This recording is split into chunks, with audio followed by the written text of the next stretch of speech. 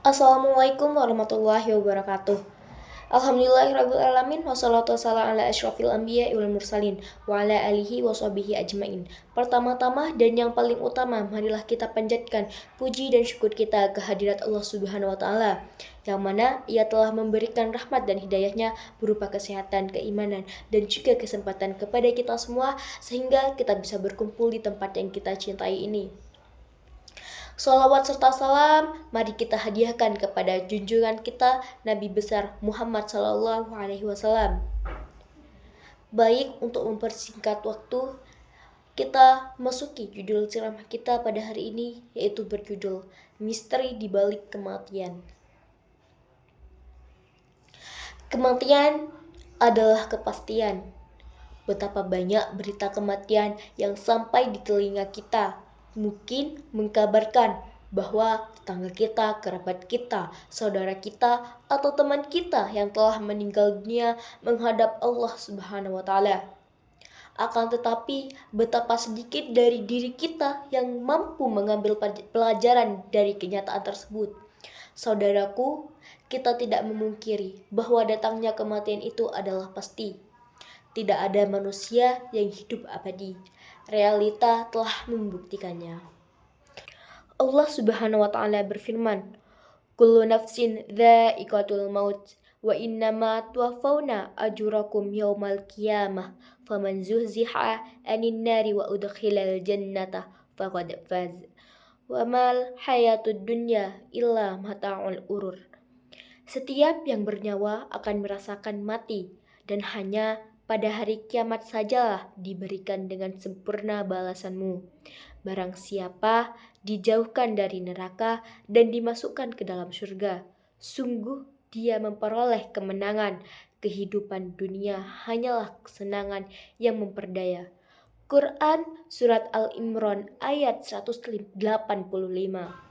Saudaraku, kematian itu milik setiap manusia. Semuanya akan menjumpai kematian pada saatnya. Entah di belahan bumi manakah manusia itu berada, entah bagaimanapun keadaannya, laki-laki atau perempuankah, tua atau mudakah, semuanya akan mati jika sudah tiba saatnya. Allah Subhanahu wa taala berfirman, "Walikulli ummatin ajalun fa idza jaa ajaluhum la yastakhiru nasa'atan wa la yastaqdimun." Dan setiap umat mempunyai ajal atau batas waktu. Apabila ajalnya tiba, mereka tidak dapat meminta penundaan atau percepatan sesaat pun. Quran Surat Al-A'raf ayat 34. Saudaraku, silahkan berlindung di tempat manapun, tempat yang sekiranya adalah tempat paling aman menjadi persembunyiannya. Mungkin kita bisa lari dari kejaran musuh, selamat dari kejaran binatang buas, lolos dari kepungan bencana alam. Namun, kematian itu tetap akan menjemput diri kita jika Allah Subhanahu wa taala sudah menetapkan. Allah Subhanahu wa taala berfirman, "Ainama takunu yudrikumul mautu walau kuntum fi burujim musyayyadah." Di mana saja kamu berada, kematian akan mendapatkan kamu. Kendati pun kamu di dalam benteng yang tinggi lagi kokoh.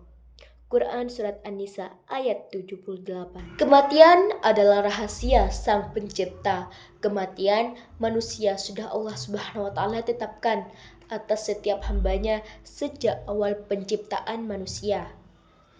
Nah, Rasulullah Shallallahu Alaihi Wasallam bersabda, "Sesungguhnya penciptaan manusia di dalam perut ibu berlangsung selama 40 hari dalam bentuk air mani, kemudian menjadi segumpal darah yang menggantung selama 40 hari, kemudian menjadi segumpal daging selama 40 hari juga.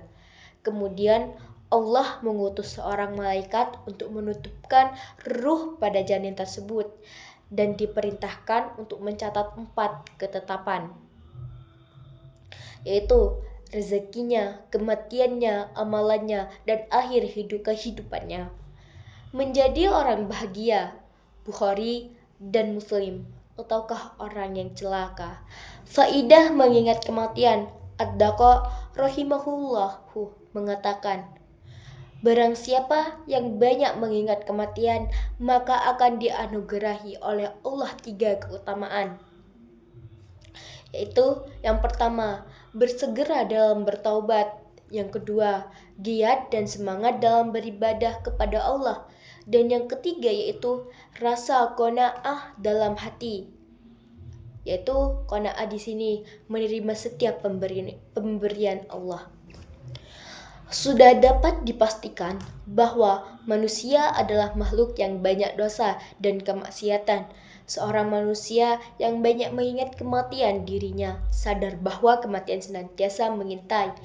Dia tidak ingin menghadap Allah Subhanahu wa taala dengan membawa setumpuk dosa yang akan mendatangkan kemurkaan Allah Subhanahu wa taala. Dia akan segera mungkin bertobat atas dosa dan kesalahannya, kembali kepada Allah Subhanahu wa taala. Saudara-saudari yang muliakan oleh Allah Subhanahu wa taala, kita telah mengetahui apa saja hukum yang berkaitan dengan kematian. Maka dari itu, kita harus menjalankan ibadah yang diperintahkan oleh Allah Subhanahu wa taala. Dan semoga kita menjadi umat muslim yang bertakwa kepada Allah Subhanahu wa taala. Amin ya rabbal alamin. Sekianlah tablik. Apabila ada kesalahan dalam menyampaikan atau kata-kata yang kurang berkenan, saya mohon maaf karena kesempurnaan itu hanya milik Allah Subhanahu wa taala. Akhirul kalam, wassalamualaikum warahmatullahi wabarakatuh.